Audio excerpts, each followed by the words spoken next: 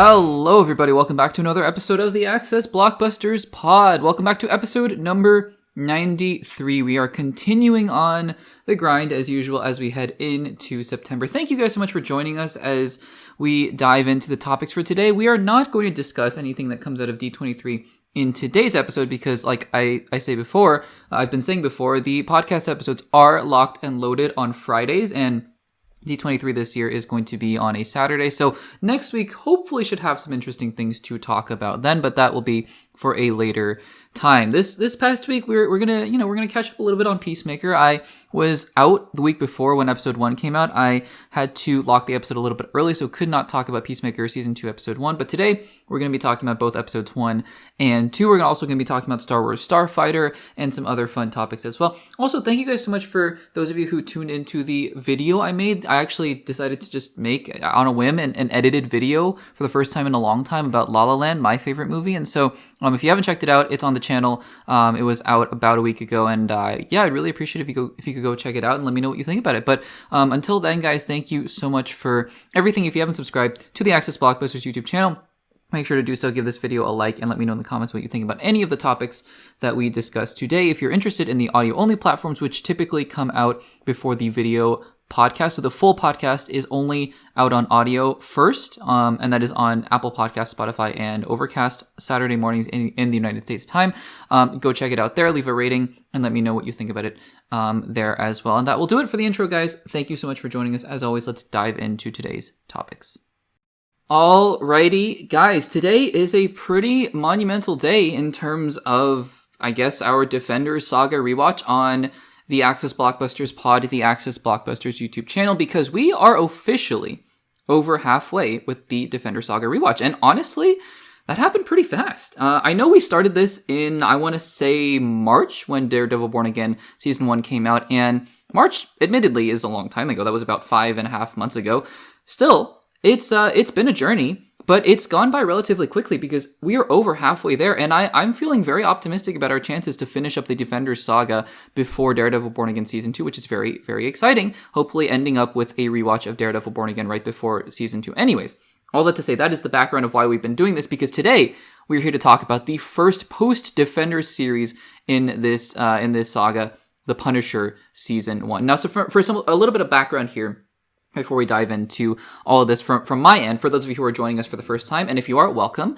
Thank you so much for joining us. We have entire segments made about every single other season of the Marvel television show up until this point in release order. So Daredevil Season 1, Jessica Jones, Daredevil Season 2, Defenders, Iron Fist, Luke Cage, and now we are heading into Punisher. I have seen some of these series before. So for Daredevil Seasons 1, 2, and 3, and the Defenders, those were actual rewatch segments, and we'll talk about Daredevil Season 3, obviously, later on down the line. But for Jessica Jones, Iron Fist, Luke Cage, and now Punisher, I actually had not seen those series in their entirety before. When I first saw those series, when I first saw Daredevil, it was really just to watch the Daredevil series. And I tried a couple episodes, I think, of Jessica Jones and Luke Cage, and I just wasn't super on board. So I watched Daredevil Season 1, 2, The Defenders, and then Daredevil Season 3. And that was the extent of it. But obviously I knew the characters of Punisher from Daredevil and the other characters from Defenders. So was a little bit familiar, but this was an opportunity for me to really dive into these characters. And I think, this wasn't the plan originally, but I think it's paying off big time because we've, as this rewatch has gone on, we've gotten little hints here and there of Jessica Jones is coming back. Punisher is going to play a big role. He's going to get his own special. And I'm really glad I started watching Punisher because I think it's going to play a big role in whatever's going to happen in the Punisher special. So I'm very excited and very glad that I'm doing this. So that is the background here. For Punisher Season 1, I hadn't seen it before.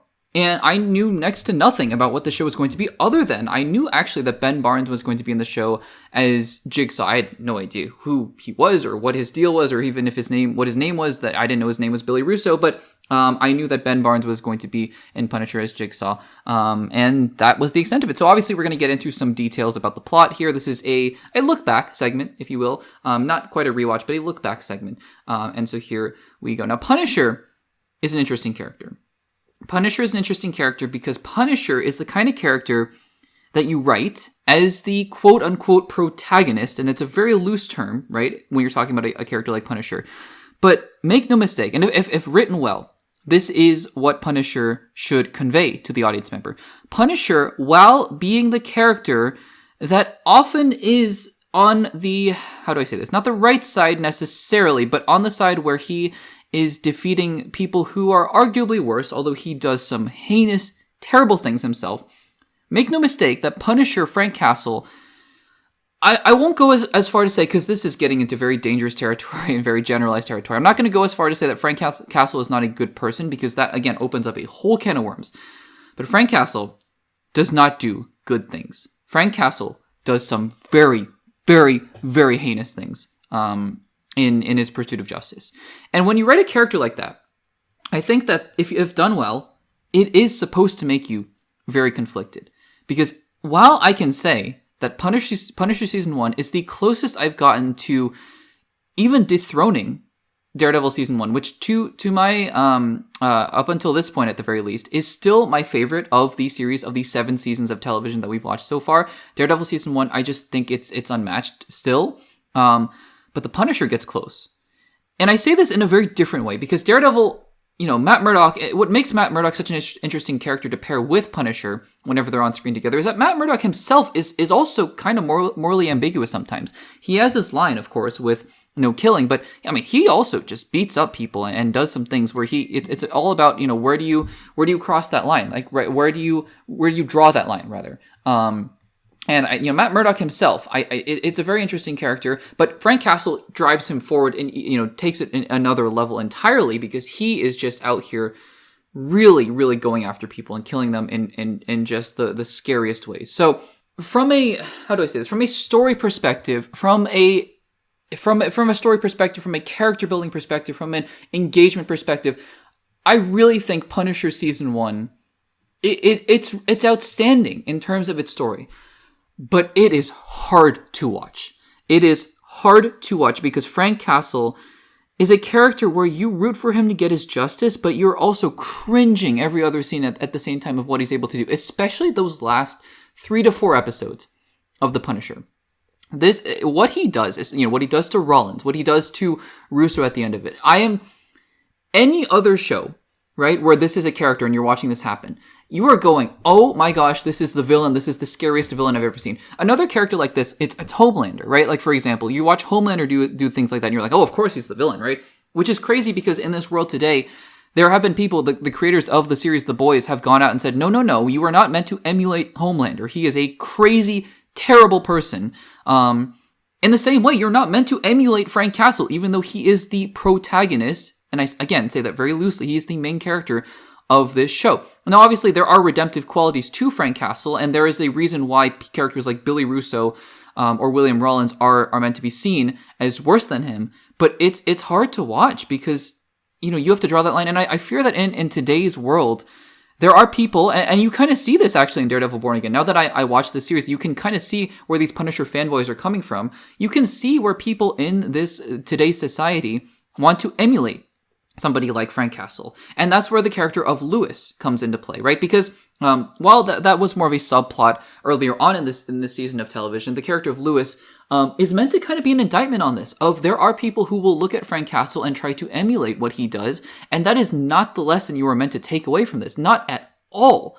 Because what I really admire about the way that this season is constructed is that this season dives into war and dives into military and dives into trauma. And I understand that this is generally not a channel for politics or, we don't necessarily dive into quote unquote real world issues all that much, as in like, we're not going to talk about today's news headlines in this segment, but we do talk about these kinds of things insofar as they're reflected in the shows and movies that we're talking about. And Punisher is a show that is not afraid to talk about the horrific atrocities that come out of war and come out of covert ops and come out of these kinds of things and the things that it does to soldiers, right? I love that Curtis is there to stand for the idea of we can move on, in a way, in a much more watered down way. Sam Wilson represents that in his first appearances in the MCU as he is a counselor for soldiers, right? For veterans. And, this show is not, it's taking that idea, Curtis is out here trying to allow, help soldiers move on from the war. But there are those who, the guy that Lewis kills earlier on in this show, He's a little bit of a different case. He kind of faked his military experience, but Lewis himself is unable to move on. Frank Castle is one of those characters who's unable to sort of move on until the very end of the show, and even then, the last scene of this season is him grappling with that in that circle. It's not therapy, but you know what I mean. That circle where they're trying to work through their the different traumas and things like that. And Billy Russo is a character who was so entrenched in it that he was not able to turn back. And that's what I appreciate that so much about this show, that it's not afraid to really sit in that murkiness and allow these characters to wrestle with it in real time. Again, a lot of the things, especially towards the end, are very, very, very difficult to watch. The scene where Frank kills Rollins is one of the most horrific scenes I have seen in a long time. Like I said, one of the things, in addition to that, is when he goes after Jigsaw, or he's not called Jigsaw in this show, but when he goes after Russo in the carousel as well. But this show is not meant to tell you that Frank Castle is to be emulated and to be praised as a hero. Rather, this show is trying to tell you that this is a deeply, deeply flawed man who has this sense of justice that he's trying to execute as well. Other things that I really appreciated about this show: David Lieberman, Evan Moss-Bacharach. I had no idea he had such a major role in it's now the MCU, because I guess, at that time it was sort of, is this MCU? Is this not? This was around the time when Infinity War was coming out, I think. And so it was just kind of like, what are we doing? Is this MCU and not MCU? Because they really weren't post Defenders. They weren't really referencing MCU events anymore. Pre-Defenders, they talked a lot about Thor. They kind of made references to Captain America, the incident, the Avengers 2012 incident. So, but post-Defenders, I don't think they're making as many references to that anymore. But I appreciated Micro as a character because it really allowed Punisher to be anchored, right? One of the things I was worried about entering this season was, how are they going to handle a character that is such a loose cannon like Frank Castle? And how are they going to ground him? And the answer is to really have another character that tethers him to the idea of what made him such an interesting character in Daredevil Season 2 was his family and the loss of his family. That is what ties and tethers Frank Castle to the audience in a really a meaningful way. And that I thought Micro was a villain at first, and I kind of was like, oh, but that's such a bummer, because the more that they reveal about his character and what he was going through, I was like, but he's such a relatable character, and he's really trying to do his best. He loves his family so much, and so much so that by throughout the season, as Frank is interacting with his family, with his kids, with his wife, and there's that scene where Sarah, his wife, David's wife, tries to kiss him and kiss Frank rather, and I was like, no, please don't go down this route, because I think a lesser TV show would have gone down the route of, Frank and Sarah have this romance, and how does Frank feel about that? He feels conflicted because of his dead wife, and David kind of hates him. And instead, Frank is like, no, I don't want any part of that. And I applaud the show for taking that route, because that is in character with who Frank is. Frank is not going to abandon his own family, even though they're dead, because he's not going to do something like that. And I really appreciate that. I love how they're able to get back together at the end of the show. I'm sure in Season 2, I haven't seen Season 2, I don't know what's going to happen in Season 2. Again, I didn't even know Eben Moss-Bacharach was in this show. I knew that he had some role in the Netflix series, but I didn't know that. So good for him playing two MCU characters like that. But I'm sure he's going to get into some trouble in Season 2, and we'll go from there. I even appreciate, I liked Madani as well. I thought that she was a good character, because I think that some of these sort of side characters have a tendency to kind of be one note and flat. I felt the same way, or I felt that way rather, about Simpson in Jessica Jones Season 1. I thought, this is kind of a flat character that, he has his needs and he's taking those pills and whatnot, but it's like, whatever, I didn't feel a whole lot about that character, but I thought Madani was, while she wasn't the central character, obviously, she was given a lot to do. And honestly, one of the things I appreciate most about this show as well, because again, there are things that I don't love about the show as well. It's not a perfect show in my opinion. Part of the reason that I'm not going to make it, number one over Daredevil Season 1 is because it's hard to watch. It deals with difficult things, and not saying that every show or movie that I need to watch has to be the easiest thing and the most, light and joyful and bubbly thing ever. No, nothing like that. But there is something to be said about having a show where it's like harrowing, some of these scenes. But a couple other things that I think that Billy Russo as a character has more room for growth. I'm not saying that as a good or a bad thing necessarily. I think that we'll get more exploration of him in Season 2. That's just my guess. That's just my assumption. But I think that him as a character, there's a lot left to be explored from him. And certain points, it sort of feels like I mean, sure, we get that they were best friends in the military and whatnot, but I think we get more hints to this later on. I think that one scene of him, the flashback where he's at the carousel the night that Frank's family is killed, I think that speaks much louder than any of the other scenes where they talk about their backstory together. So I think that, there's room for him to develop, but I do think that it was satisfying the way that they confronted each other at the end. It had to be the two of them. I agree with that. I think Rollins as a character to me was the least interesting part of the show. I understand. Sometimes, truth is stranger than fiction, right? So there is that saying. I get that there are people who are as unhinged as he is towards the end, where he's just screaming and he's blood on his hands and he's beating up Frank. I get that there are real people like that out there. The way that it was portrayed on screen, though, he just felt so generic as a character to me, honestly, that I could have done without the whole Agent Orange sort of subplot. He almost reminded me in a way of Alexandra in Defenders, where by the time you're 3/4 through the show, you're kind of like, oh, really? You're still hanging around and just kind of talking and saying evil things. And, for Alexandra, they kind of got rid of her because they were like, no, Elektra is the real villain of the show, which is fair. I think that she was better at that. And I kind of wish that they did that fully with Billy Russo, and they didn't say that until the second to last episode. But I digress. Loved seeing Karen in there. I think that their relationship is super interesting. It makes that moment at the end of Daredevil Born Again Season 1 even more poignant, the way that he is, he listens to her because he really cares about her in a way that he doesn't care about a whole lot of other people. And I think, most of all, I also really liked how each episode felt important. And I think that that's something that, I've said this before, even shows that even seasons that I've really loved, like Daredevil Season 2, it felt like two different seasons competing for space. I think that Luke Cage Season 2 very much felt like that. This show has subplots, right? The Lewis storyline kind of goes on for maybe 4 or 5 episodes out of the 13. The Billy Russo storyline doesn't really pick up until the end, maybe like episodes 8 through 13, 9 through 13. Rollins kind of pokes in and out there. Micro is the big focus of the first 3 episodes. But this to me feels more in line with a season of television where there is very clearly an underlying story that's going on about him trying to uncover what happens with Cerberus. And that's where he runs into Billy and Rollins and whatnot. And that is the underlying story that culminates with him against Russo. But also, there are different subplots that fit into that don't necessarily take up the entirety of the show. And it doesn't feel like, oh, you just cut the season in half, or you made 2 seasons of television in 1. I really appreciated that. And some of the choices that each individual episode decides to make, for example, I think episode 10 might have been my favorite one. Is it 10 or 11? Where it's confined to that building, that hotel room, I think, or that hotel building. And it's kind of told out of order. And it's done in a very intuitive way where it trusts the audience to understand what's going on.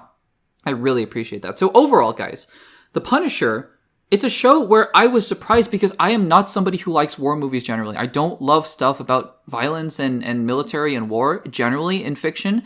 That being said, the way that they handled the subject material, it was not afraid to really dive into the darkness, the brutality, the messiness of it, and tell the audience that, look, these characters are messed up. I would have been, I think, much more alarmed if I saw an entire season of a show where Frank Castle was just killing people and the show was like, look at how cool this is. I would have been terrified by that and would have really, really, really disliked that. So I think that the way that they handled all of this stuff, it makes for a very compelling season, if not a very hard to watch season of television, but a very compelling one nonetheless. Guys, that was my, I guess, first time watching, but I look back on The Punisher Season 1. Next up on the queue is Jessica Jones Season 2. Very interested to see where this show picks up post-Defenders, but we will get to that when we get to that. Guys, let me know what you thought about all of this. Let me know what you think about The Punisher in the comments down below.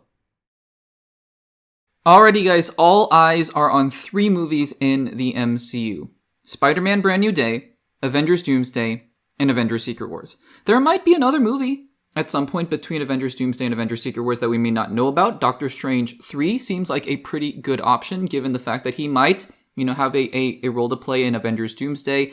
And Benedict Cumberbatch recently teased that role, saying, I wonder, if he's, when asked if he's going to be in Avengers Doomsday, so kind of playing coy there.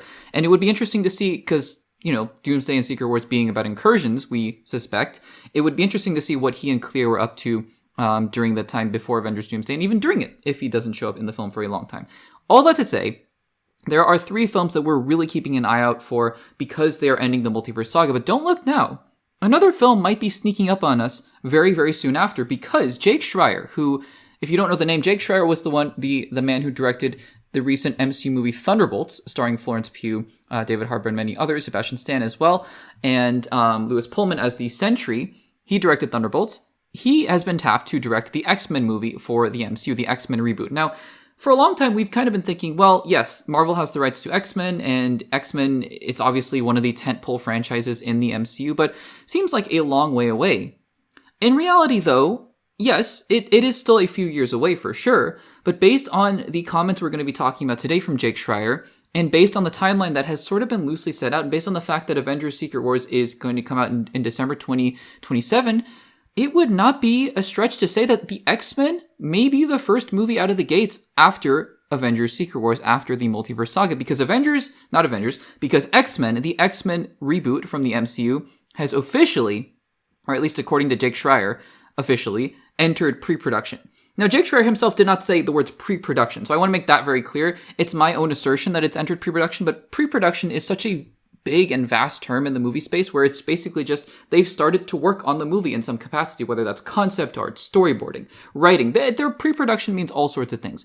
And from Jake Schreier's comments, I think we can safely say this movie is now in development. Maybe that's a better way to say this. It's been in development for a long time, though, because in a recent interview with Empire Magazine, Jake Schreier had this to say about the film. He says, quote, "I can't say anything about it, but we've started work on X-Men, and that's obviously very, very exciting." So yes, he has confirmed that work has started on the X-Men film. Now, why am I making all these assertions about the fact that the X-Men movie could be the first one out of the gates after Secret Wars? Well, you know, just the fact that they're entering pre-production now, could it even release in 2027 before Secret Wars? That I feel like that's even a possibility purely based on production timeline. Well, the answer is no, for one very simple reason.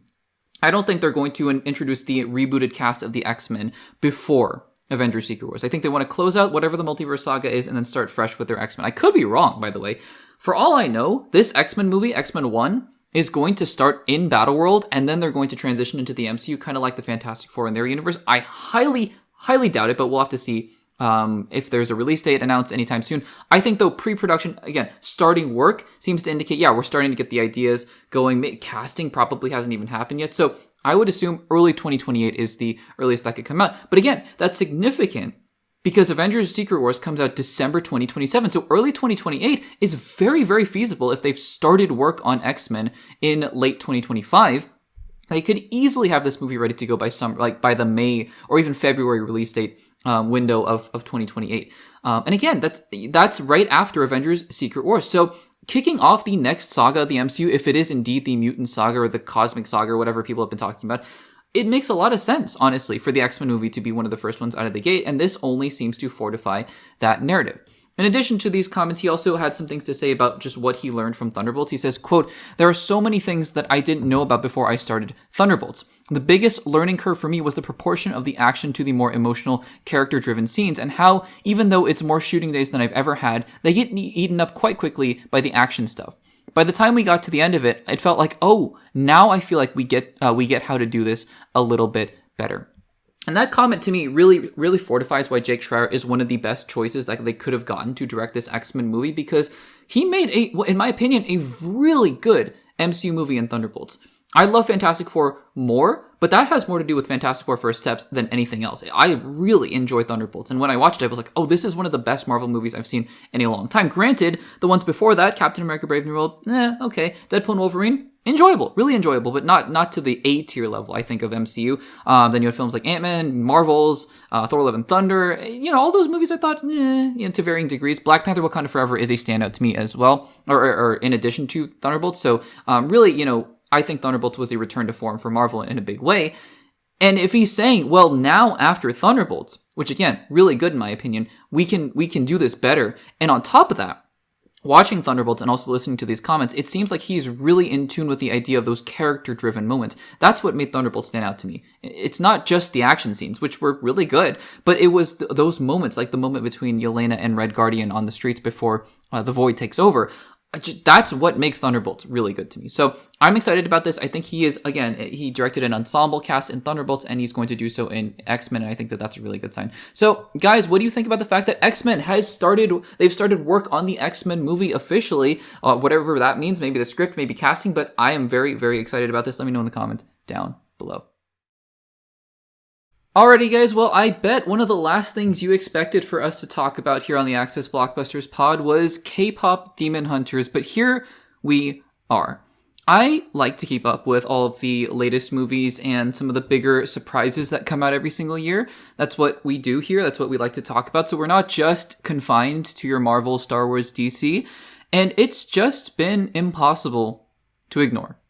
This movie has been impossible to ignore. K-pop Demon Hunters, the Netflix phenomenon. And I'll admit, I was a little late to the party, but eventually I got around to seeing it. And by the way, if enough of you guys are interested in hearing my thoughts on the movie itself, because that's not what we're going to talk about today. We're actually going to be talking about another kind of history that K-pop Demon Hunters has made in terms of the movie landscape. But if you guys want to hear what I think about the movie or just want to have a discussion about it, then I will absolutely do a segment about it in the future. So stay tuned for that. Let me know in the comments down below. But anyways, before we get into that, we're here to talk about the fact that K-pop Demon Hunters has made history for Netflix at the box office. This is actually really important because it might signal a change in the way that Netflix does things. I think it should, at the very least. So for those of you who don't know, or I'm assuming that everyone knows what Netflix is, but Netflix has always been, it's been evolving, right? First of all, I remember the days when you would go online and you would order a DVD from Netflix. And so you would get a physical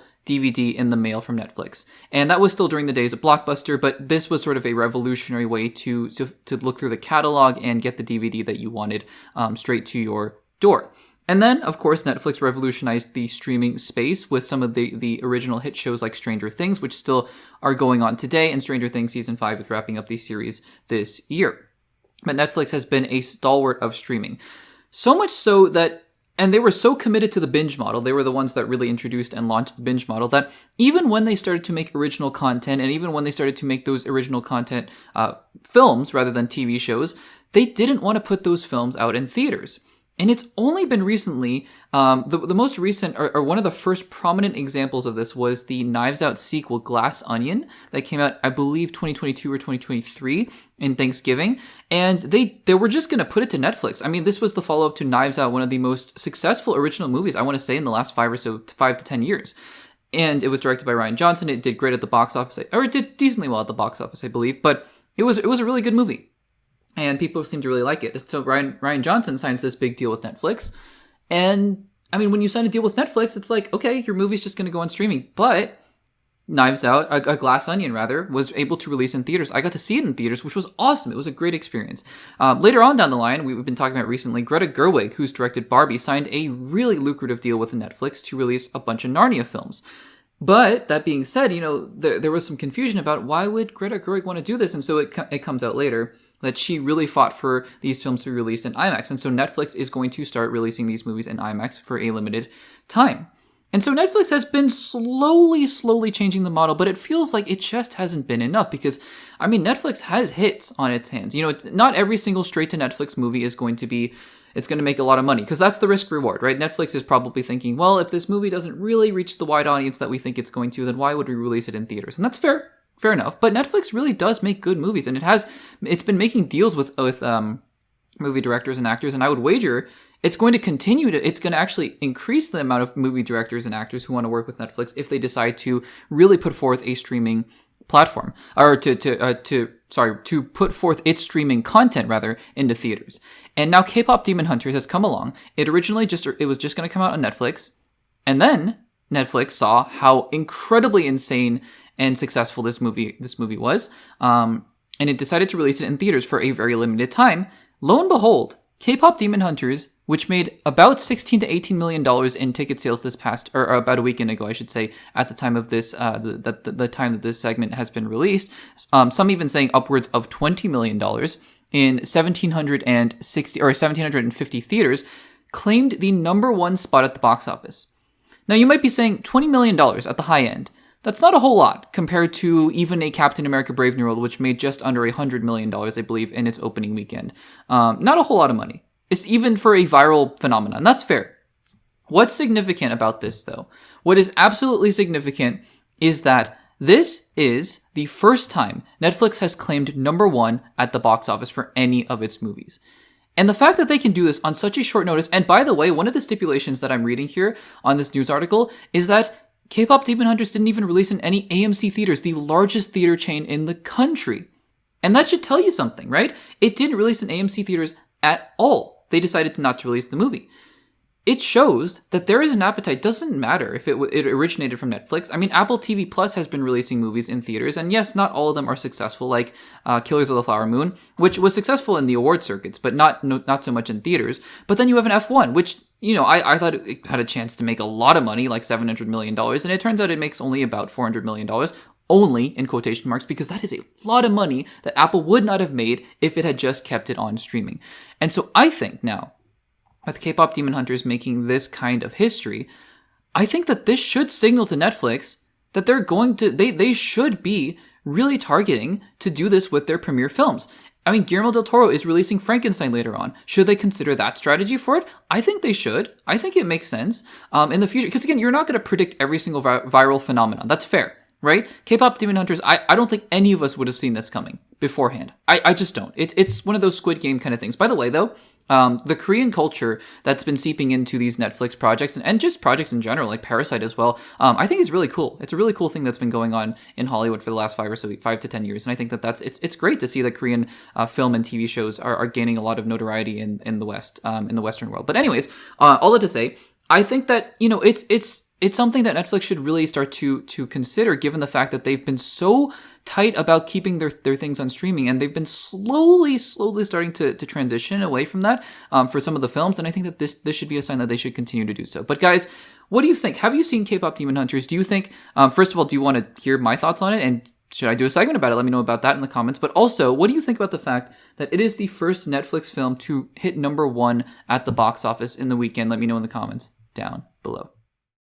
Alrighty guys, with the release of Superman and now Peacemaker Season 2, which we will dive way more into in the later segments of this podcast episode, the question of canonicity has been a big one for the DCU, because James Gunn has taken this approach of wiping the slate clean from the DCEU. So no more Henry Cavill as Superman, no more Gal Gadot as Wonder Woman, no more Ben Affleck as Batman, Ezra Miller as Flash, Ray Fisher as Cyborg, and Jason Momoa as Aquaman. They are all either going to be playing different roles or just not going to be appearing in the new DCU. And that is all well and good, because that is what a reboot is supposed to do. It's supposed to wipe the slate clean. That being said, one of the things that James Gunn has also decided to do, to some reaction, I mean, I don't think anyone's up in arms about this, but I've had some thoughts and reservations about this, is take everything he personally has done in the DCEU and just move it right over. And again, we've done plenty of segments about these different projects in the DCEU. I enjoy a lot of what James Gunn does in the comic book movie space. The Guardians films, while I don't think are my favorites by any means in the MCU, I really enjoy them. And I really enjoy the Suicide Squad. I really do enjoy Peacemaker Season 1. It's just sort of the principle behind it of, okay, you're going to wipe the slate clean, so fans of certain things like Wonder Woman, for example, or Henry Cavill, don't get to see their stuff carried over, because it seems like he's picking and choosing, and it really seems like he's picking and choosing his own things. That being said, I mean, you know, Peacemaker Season 2 is here, and I'm enjoying it so far, so there's that. Interestingly, though, one other character that he has been pretty adamant for a while now that is going to be carrying over from the DCEU in a certain way that's not connected to any of the projects that he personally did is Blue Beetle, the film that came out in 2023 starring Jolo Maraduena. And it was a pretty standalone movie in the DCEU. There was a very slight reference to Batman, I think, in there, but I from what I remember, we did we're doing a DCEU rewatch currently. And, you know, not to skip way ahead because we're not even close to Blue Beetle, but I've seen it recently. And yeah, I mean, I think it could pretty much fit in the DCU depending on what James Gunn wants to do with that. And so there's that. I mean, it's a very standalone movie. And James Gunn was like, in the past, has seemed to indicate that this is going to be a character that carries over. And now we've gotten actually pretty concrete confirmation as to how, because spoiler alert for Peacemaker Season 2 and specifically in Episode 1, the way that they're going about this is basically taking everything that, you know, James Gunn wants to move over from the DCEU into the DCU. He wants to take all of that and retcon a few things here and there. The Justice League scene at the end of Peacemaker Season 1 it wasn't reshot necessarily, but it was sort of retcon and reconfigured so that it would fit into the DCU with the Justice Gang. And it looks like he's going to do that very same thing with Blue Beetle, because he said in an interview with Rotten Tomatoes, he said that the DCEU film Blue Beetle, quote, fits pretty nicely into the DCU, and that they would, quote, they would have to retcon, quote, a couple things. So really, I mean, that seems to confirm the strategy, right? The strategy moving forward is the things that James Gunn wants to carry over.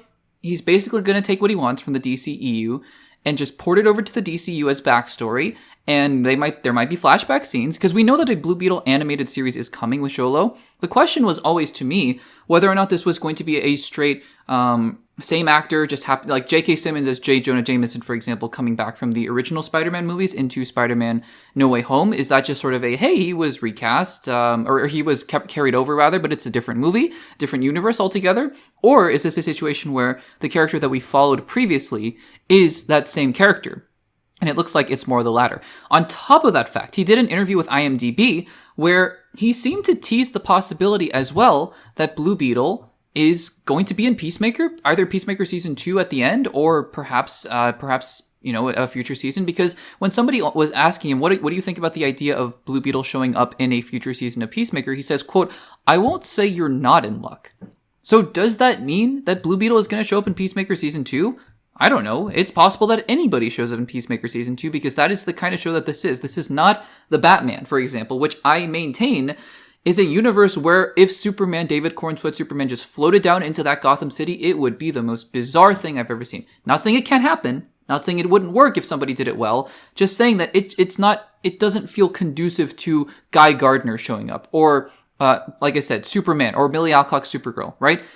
But Peacemaker as a world within a world within the DC universe, seems like a place where most anything can happen. So I wouldn't put it past James Gunn if he really is interested in Jolo appearing as Blue Beetle debuting in Peacemaker season 2. I don't know. There have been a lot of teases that the last 3 episodes of the season are going to be crazy, so we'll have to see how that goes. At the end of the day, I feel of two minds of this. Number one, I guess this shows that James Gunn is rather not deciding to just carry over the projects that he worked on in the DCE, which is, I guess that's a good thing. On the flip side, it is, I mean, he's the co-CEO of the DCEU, and I personally don't have a dog in this fight, but I can totally see how him just picking and choosing different random things from the DCEU that he wants to carry over might not be the best, might not elicit the most enthusiastic reaction from some fans. We'll see how this all shakes out, because again, I think that there are a lot of nuances and a lot of different things that can go into what happens in the future of the canon of the DCU. So guys, what do you think about the idea that Blue Beetle is going to be, the DCEU film Blue Beetle is going to be pretty much canon in the DCU moving forward, and that he might appear in Peacemaker season 2? Let me know in the comments down below. Alrighty guys, without further ado, let's talk about Peacemaker season 2. I apologize in last week's episode of the Access Blockbusters Pod, we were not able to get to episode 1. Usually I've been very good about doing weekly spoiler discussions, but last week the episodes come out for Peacemaker on Thursdays, and then I try to lock the podcast episodes on Friday. But last week, Thursday, Friday, Saturday, Sunday, I was traveling, and so unfortunately I could not discuss episode 1 in time for the last episode. But today, we're going to do a quick little spoiler discussion for episode 1, and then we'll dive into episode 2, the latest episode of Peacemaker season 2. So this is going to be a full spoiler discussion. If you have not seen either episodes 1 or 2 of Peacemaker season 2, then feel free to skip ahead a little bit and save this segment, save this podcast, and save this video for later, as we'll be discussing a lot of details, a lot of spoilers from these first couple episodes. All right, so let's dive in. And before we get into the actual content of the episodes themselves, just a little bit of background in case this is your first time on the channel, in case you haven't heard me talk about Peacemaker or the DCU before. It's interesting because James Gunn, right? James Gunn is the co-CEO of DC, and he has written and basically created the first 3 projects of the DCU, that being Creature Commandos, that being Superman, and that being Peacemaker season 2. And so James Gunn, for me, I think James Gunn has a ceiling in terms of the projects, in terms of how much I like them. I really enjoy the Guardians of the Galaxy films, but they don't transcend to the top levels of Marvel for me. I really like the Suicide Squad. I really like Peacemaker season 1. I thought Creature Commandos was okay, and I like Superman. I think that James Gunn has not made anything I've inherently disliked. Maybe Creature Commandos is the closest in the comic book movie space, but he hasn't made anything that has made me go, oh my goodness, this is an all-timer for me. I've really liked a lot of what he's done. I think Peacemaker season 1 is one of those properties where it fits James Gunn's sensibilities so well because James Gunn can make Superman and he can make it well. But I think where the world in which James Gunn wants to live is the world of Peacemaker, where you have superheroes who are, dare I say, crass and maybe not the best people, but he's able to take them and make them interesting characters fighting against interesting villains and problems and antagonists. And he also, in a TV show, that's why Peacemaker Season 1 works so well. In a TV show format, you're allowed to have extra time to just have those bantering kind of jokes that in a movie would take up a lot of space. I get in the Guardians of the Galaxy films, for example, in Guardians of the Galaxy Volume 3, this scene always stands out to me. I like Guardians 3. I think it's a pretty good movie, in my opinion. But there are a couple scenes where I think the bantering kind of goes on too long, and it's in a movie, and you're like, okay, we need to move on here with the story. One of the examples I always use is when they're on Counter Earth, and Drax is lying on the couch, and there's a whole 3-minute scene where they're telling Drax to get his feet off the couch, and I feel like that's really James Gunn just being James Gunn, and in a movie, it doesn't work quite as well as it does in a TV show. So Peacemaker Season 1, I really did enjoy. I've rewatched it recently, hint, hint, wink, wink, for our DCE rewatch that we're continuing at some point this year, and, I think that's where he really shines. I think that world is where he really shines. So Peacemaker Season 2 is coming around, and I'm thinking to myself, okay, I'm pretty excited for it. But also now come all the questions about the DCEU, the DCU, and how it's going to fit and all that kind of stuff. And then, Peacemaker, and he just did Superman. So all these different things floating around. But I always go into each project being like, okay, let's see what happens. And so we dived into Peacemaker Season 2 last week. And here are some quick spoiler thoughts for Episode 1. I think Episode 1 is a very solid return to form for the show of Peacemaker. I think that Peacemaker, again, it goes for it. That scene, right? I'm not going to really talk about that scene because this is a, pseudo friendly YouTube channel, I would like to think. But that scene, you guys, if you've seen the episode, you guys know what I'm talking about. He goes for it. James Gunn just goes fully for whatever he's aiming to do. But I think that there are some interesting things playing here in this first episode where, you have all these different characters that we left off in Season 1, Adebayo, Economos, Harcourt, and Vigilante and Peacemaker, and they're all kind of sad. And I think that that's an interesting place to have all the characters be. They're all kind of trying to mask their sadness. Harcourt especially is dealing with a lot, it seems like, emotionally and mentally. And Peacemaker himself is just dealing with the fact that he wants to, he doesn't like being rejected. He doesn't like being told that he's not good enough because he wants to try to be something more. And I think that's a very interesting place for the character. Vigilante, I'm not quite sure where we're going with him as a character, but Adebayo has lost her job. Economos kind of hates his job and is being told to monitor Peacemaker. So all these characters are in different places. And none of them seem particularly satisfied, which I think is an interesting place to be. I really enjoyed the Justice Gang scene at the beginning. It was in the trailer, in the first trailer, but I like how it plays when it's fleshed out because it's an even more staunch rejection of Peacemaker, and I think that plays really well into his character. Also, we have to touch on the previously in the DCU, where they retconned the end of Peacemaker Season 1. I think it's a fine way to do that, I think we talked about this a while ago where James Gunn said, yeah, we're going to deal with all that kind of stuff in Peacemaker Season 2. We're going to touch on that. And this is the way he decides to do it, is by recontextualizing and reshooting a couple scenes from the ending of Peacemaker Season 1 when the DCEU Justice League shows up. And that's, again, it's one way to deal with that. I do wonder how people who have not seen the DCEU or who have, I don't know. There's a whole combination of people, some who have seen the DCEU and are watching Peacemaker Season 2, some who have seen Superman and have not seen the DCEU and are jumping right in. I don't know, frankly, how people are going to take that. So for me, as somebody who has obviously seen all the DCEU films and shows and who knows all the context behind the reboot and the DCU, it works. But I'm very curious to see how other people take it, because we'll talk about this in Episode 2. A lot of the DCU is actually, I say a lot, a chunk of the DCU, especially the parts that James Gunn is doing, is being recontextualized into the DCEU.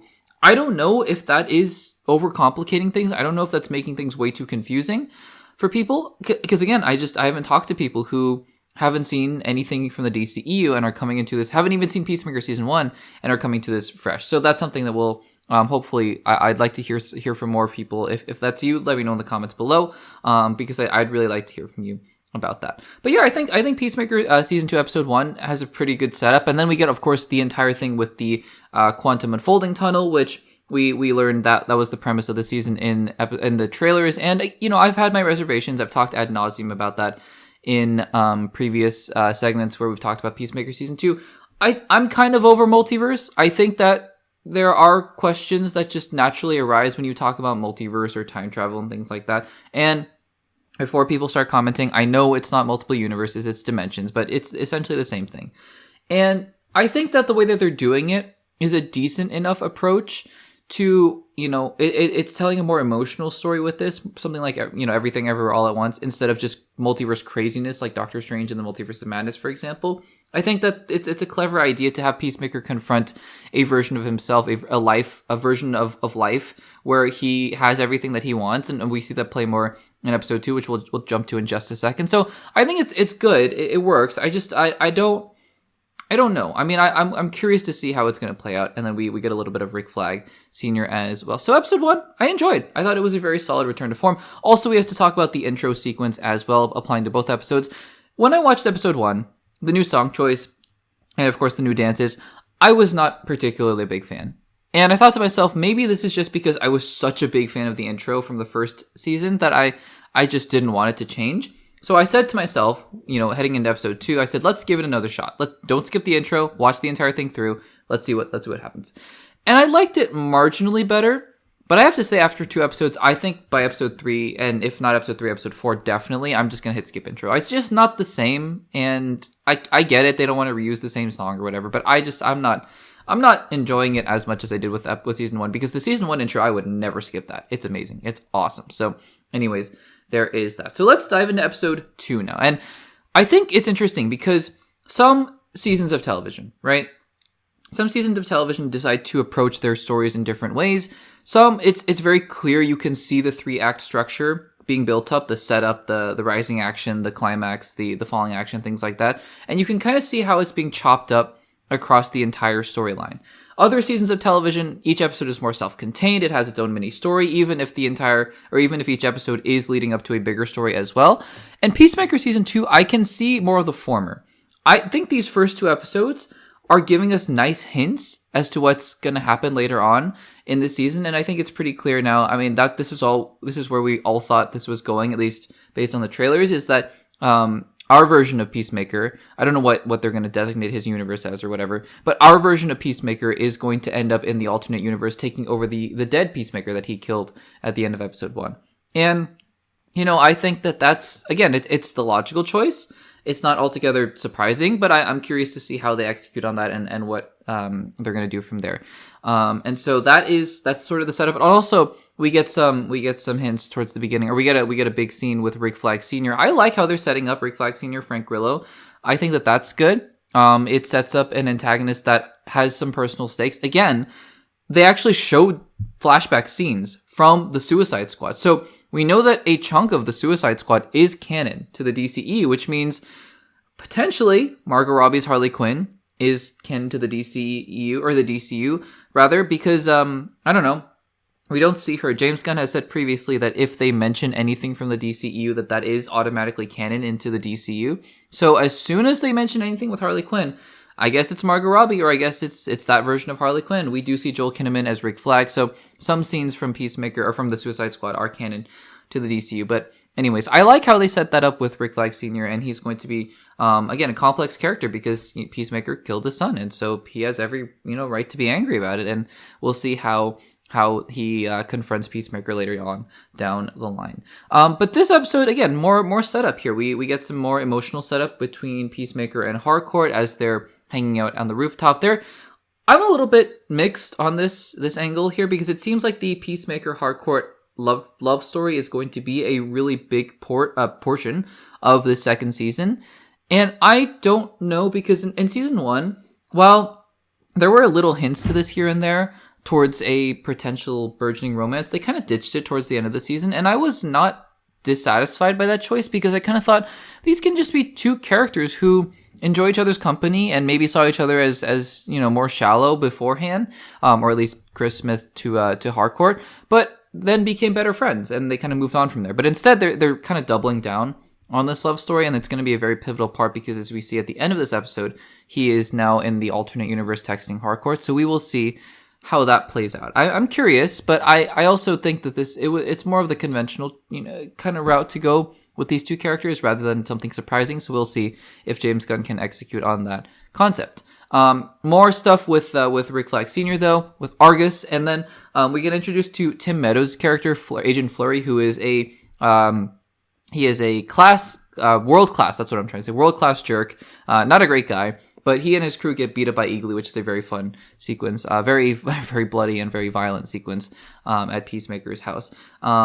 And that's pretty much the episode. I mean, the episode's just, a lot of setup for what's to come. And when I say setup, I don't mean that as a bad thing. Like I said earlier, you can kind of see the overall story and where they're deciding to cut it up. And these first 2 episodes are very clearly just setup episodes, right? In a movie, these 2 episodes would be the first 20 minutes of a 2-hour movie, first 30 minutes of a 2-hour movie, where you're just kind of getting used to the characters again. You're getting used to the story, and you're kind of seeing where this is being set up, because it's very clear to me now, very clear to all of us, that the brunt of the story is going to take place in this alternate universe, and that is what the story is going to be, at least for the time being. That's where the story is heading. And so I think that's, again, everything's being set up well. Peacemaker is not in a good state of mind. He has to, the whole sequence where he and Vigilante are cutting up the body of the other guy. That's crazy. The other Peacemaker. And yeah, I mean, I think that, there's some interesting things to come into play here. So now we have kind of all of our main players in play now, so to speak. And I think that episode 3 is sort of where we start going, right? We're now in the alternate universe. Tim Meadows is in action now as Agent Flurry. He's going to be going after Peacemaker. Rick Flag Sr. is going to be going after Peacemaker along with Sacha Bardot. And then we have the crew, who is in the normal universe, and Chris Smith is in the alternate universe.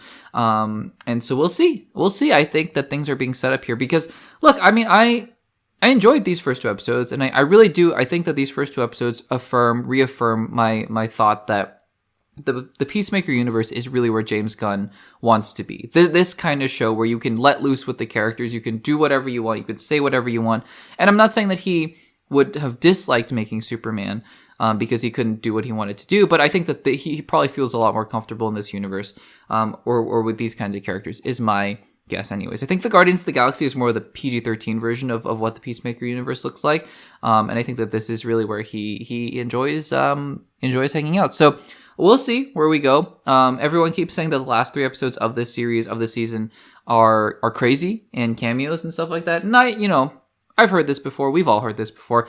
Episode 6 is the craziest episode of The Acolyte, of Agatha All Along, of Daredevil Boarding Any, the craziest episode. And it's like, yeah, I mean, some of those episodes are crazy, but I'd much rather just kind of sit back and watch the show and let it happen and see what happens. So we will see where that goes from there. Guys, those were my thoughts on the first 2 episodes of Peacemaker Season 2. Hopefully after this week, I didn't have time to cover episode 1 individually last week, but hopefully after this we will do individual segments for each episode going up until the finale. So guys, let me know in the comments down below, what did you think of Peacemaker Season 2 episodes 1 through 2? Let me know in the comments down below.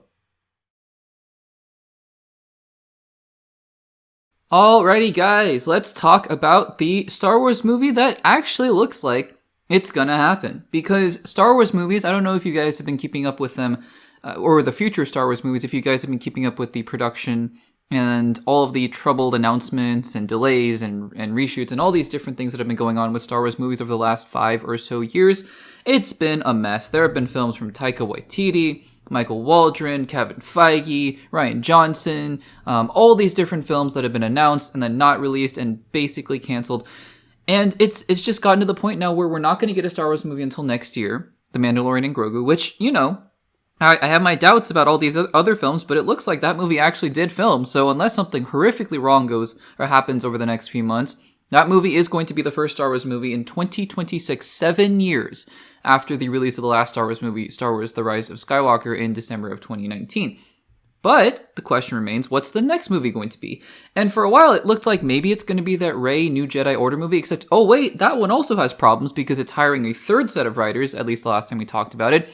And there have been no updates on that movie. The other film announced at that time at that same panel. It was Mandalorian and Grogu. It was the Rey Skywalker post-sequel trilogy movie. And it was Dawn of the Jedi, which is going to be directed by James Mangold. Nothing's been heard about that. Nothing's been heard about Swamp Thing either from DC. So who even knows about those movies? Quietly, though, another movie has crept up on the other two and has overtaken them, and it looks like it is officially going to be the next movie in the Star Wars franchise, and that is Star Wars Starfighter. It was announced a few months ago, I believe at an event. Was it D23 or was it Star Wars Celebration, I think? And it was announced that SHAWN Levy, who directed most recently Deadpool and Wolverine, as well as having done a lot of work on Stranger Things, which I love his episodes on Stranger Things, as well as some other things like The Atom Project and Free Guy, SHAWN Levy is going to be directing the movie, and it is going to be starring none other than Ryan Gosling, who I think is quietly one of the more underrated actors working today. I know he gets a lot of leading roles, and everyone loves him as Ken, but I mean, La La Land, right? We talked about this last week, but La La Land, I think he's incredible in it. I think he has an incredible range as well. It's just that he's also really good at playing that charismatic, kind of goofy character like Ken or in Barbie or in Free Guy, not Free Guy, what's the movie called where he's the stuntman? Anyways, the Fall Guy, not Free Guy, the Fall Guy. So he's really good at playing those kinds of roles, and we're going to see him in Project Hail Mary, a book that I really enjoy, and he's perfect casting for that. So he's going to be in the movie. But we've gotten only little hints in here and there about who else is going to be in the movie. Mia Goth and Matt Smith we talked about a few weeks ago, and now we have the official cast. Not only do we have the official cast, we get the announcement that this movie is actually filming and is entering production for real. And I have to say, I mean, I've had my doubts, not about this movie in particular, just that any Star Wars movie is going to ever get made. But this movie has a cast, and it's happening. And the cast has some surprises. So let's talk about this cast. And I'm reading directly from the source itself, the Star Wars Newsnet. No, it's not Star Wars News. It's just StarWars.com. So this is about as official of a source as you can possibly get. So let's read through this. It's only a few short paragraphs here, and then we'll talk about it on the other side. So this article reads, today, to mark the start of production on Star Wars Starfighter, Lucasfilm has announced the full cast of the upcoming feature film from SHAWN Levy. Joining the previously announced Ryan Gosling, the film stars Flynn Gray, Matt Smith, Mia Goth, Aaron Pierre, Simon Bird, Jamel Westman, Daniel Ings, and Amy Adams. Star Wars Starfighter is an all-new standalone adventure. The film, which has begun production, is an entirely original story set in a period of time never before seen, never before explored in Star Wars. Starfighter will be released theatrically May 28th, 2027. I believe, I don't know if we knew that actually before. I think we did, but I could be completely wrong about that. So there we go. Official release date, May 28th, 2027, a year after Mandalorian and Grogu. SHAWN Levy says, quote, I feel profound sense of excitement and honor as we begin production on Star Wars Starfighter, says filmmaker SHAWN Levy. From the day Kathy Kennedy called me up, inviting me to develop an original adventure in this incredible Star Wars galaxy, this experience has been a dream come true, creatively and personally. Star Wars shaped my sense of what a story can do, how characters and cinematic moments can live with us forever. To join this storytelling galaxy with such brilliant collaborators on screen and off is the thrill of a lifetime. And then there's a couple short paragraphs after that. So, okay, a couple things to talk about. First of all, Star Wars Starfighter coming out in 2027, May 2027. We'll see. I hope so. I hope it doesn't get pushed. But let's talk about the cast. I mean, first of all, well, before that, it's entering production. It's filming. So, I mean, worse things, crazier things have happened. Rogue One kind of went through a lot of production troubles, but then again, it came out as one of the best Star Wars movies I've seen in recent memory, so that's good. But Solo, a Star Wars story, also went through some very dramatic, troubled productions as well, with Ron Howard having to step in for Phil Lord and Chris Miller. So a lot of things can happen during the shoot, but it seems like all things are positive. And the cast, I mean, I don't know much about Flynn Gray, Simon Bird, Jamel Westman, Daniel Ings, but Matt Smith and Mia Goth, we knew. Very good actors. Aaron Pierre very quietly rising up in Hollywood. He was recently in The Lion King, the Mufasa the Lion King, and he's going to be in Lanterns. He's going to be Jon Stewart. It seems like Hollywood is very high on Aaron Pierre. I haven't personally seen him in a whole lot other than Mufasa, but if Hollywood, it seems like people are really enjoying working with him, and it seems like he's a tremendous talent, and to add him is a very exciting thing. It's going to be probably one of his first big roles post-Lantern, so that is a very exciting thing. And Amy Adams, I think she does not currently, she may or may not, she's been nominated many times for Academy Awards, but she may or may not have one at this point, but she is a world-class talent. She was obviously, for us comic book movie fans, she was in, of course, Man of Steel and the Snyderverse, the DCEU as Lois Lane. She was good in it, I thought. But, I mean, she's a great actress. She's a tremendous talent. And to see someone like Amy Adams join the Star Wars universe, in what role, I have no idea. But that is a very, very exciting thing. So, again, I mean, we're watching this film come into development so fast, while all these other films are just floundering, right? All the other films that were previously announced just floundering and unable to get off the ground. And it's exciting. I think that, we have a lot to look forward to in that regard. And I personally am very interested to see where this film goes. So guys, what do you think about the cast announcement for Star Wars Starfighter? Are you excited about that? And the fact that it's entering production and has begun to film. What do you think about all of this? Let me know in the comments down below. And everybody, that will do it for episode number 91 of the Access Blockbusters pod. Thank you so much for joining us again every single week. Road to 2,000 subscribers. We are on our way. It is an exciting time here on the YouTube channel and on the podcast feed. So if you haven't subscribed to the Access Blockbusters YouTube channel, make sure to do so. Give this video a like and comment down below with your thoughts on any of the topics. And if you are interested in the audio-only platforms, make sure to check us out on Spotify, Apple Podcasts, and Overcast as well. That will do it for me from the Access Blockbusters pod, episode 91, and I will see you guys in the next one.